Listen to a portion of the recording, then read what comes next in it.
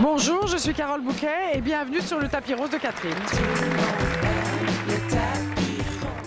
Cette année, le Festival Montréal en lumière met l'accent sur les femmes et on rencontre une des deux coprésidentes, une ex-James Bond girl, la femme qui incarne la grâce, Carole Bouquet, sur le tapis rose de Catherine. Bonsoir, Madame Bouquet. Bonsoir. Vous êtes coprésidente du Festival Montréal en lumière qui met l'accent sur les femmes avec Marie-Josée Laure. Donc, je vais vous faire une entrevue femme en rafale, une entrevue rose parce qu'on est sur le tapis rose de Catherine. Oui. Donc, le moment... C'est pas ma couleur, je n'associe pas forcément le rose avec les filles, moi. Non? Pourquoi? Ben non, je trouve qu'on a le droit à toutes les couleurs et pas forcément une couleur bonbon guimauve. Vous voyez ce que je veux dire? J'associe un peu le rose à quelque chose d'un peu mièvre, moi, de temps en temps.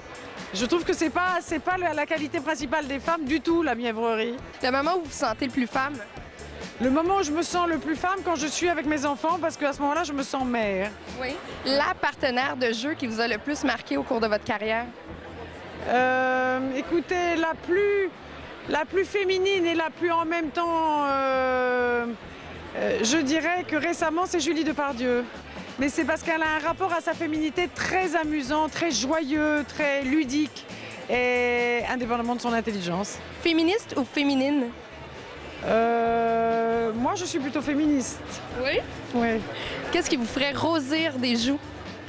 Ah, tous les compliments. Une femme marquante pour vous, pas juste au cinéma, mais partout, une femme qui vous a marqué? Ah, il y en a beaucoup à travers les siècles. Heureusement, qui ont fait qu'on a la liberté qu'on a aujourd'hui. Donc je choisirais une des femmes que j'ai eu la chance de rencontrer, qui était Lucie Aubrac, que j'ai joué au cinéma, mais que j'ai rencontrée, qui était une des plus grandes résistantes françaises.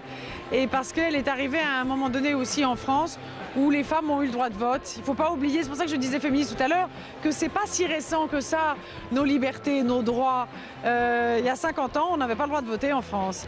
Donc voilà, je suis très attachée à certaines figures féminines qui font qu'on est qui on est aujourd'hui. Est-ce que c'est difficile de vous faire changer d'avis?